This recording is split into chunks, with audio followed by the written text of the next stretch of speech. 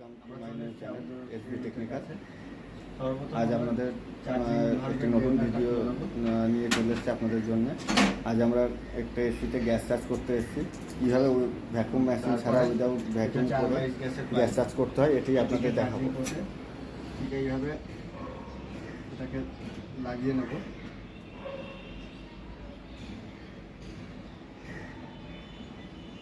লাগানোর পর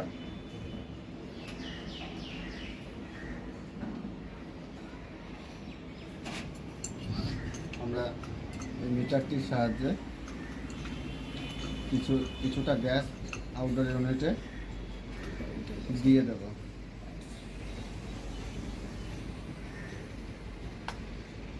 দেওয়ার পর এটাকে কীভাবে ভ্যাকুম করতে হয় এটাকে আমরা আপনাদের দেখাবো।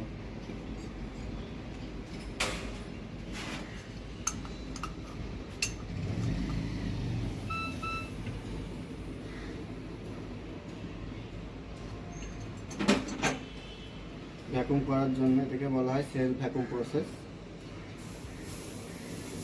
এইভাবে কিছুটা হাওয়া ইউনিট থেকে বার করে নেব।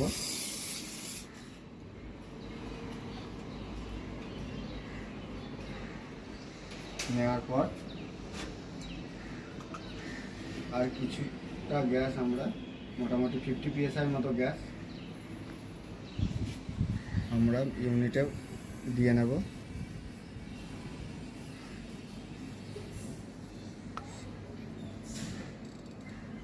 এরপর আমরা এসিটিকে চালু করব। আপনারা দেখতে পাচ্ছেন আমরা মেশিনটিকে চালু করে নিয়েছি। এবার ধীরে ধীরে এদিকে গ্যাস চার্জ করব আমরা।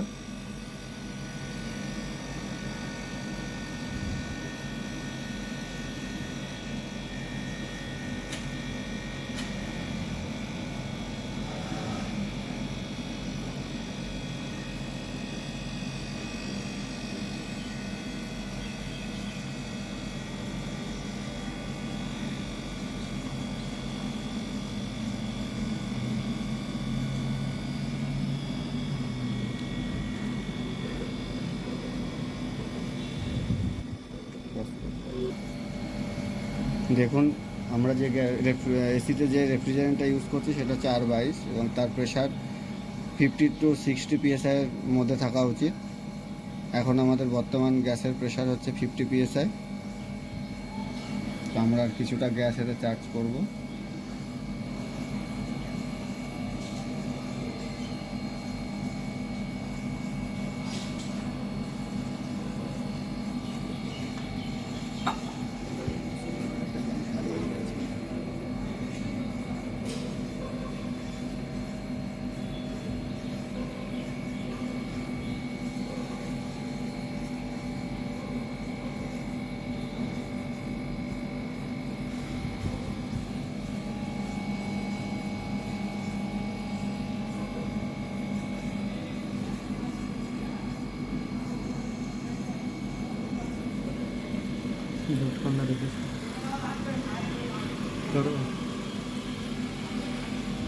দেখুন আমরা 60 PSI এর কাছাকাছি প্রেশারটা দিয়েছি।